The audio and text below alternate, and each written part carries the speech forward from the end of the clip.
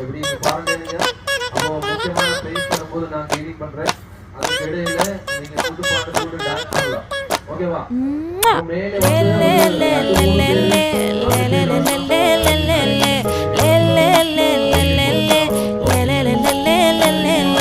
பாடி என் பொட்டல முட்டாயே சின்ன ரத்தின கொட்டாயே உன் குங்கும பொட்ட மேல வச்சாயே பாடா என் அம்புலி மச்சானே என்ன அம்புல தச்சானே என்ன கட்டி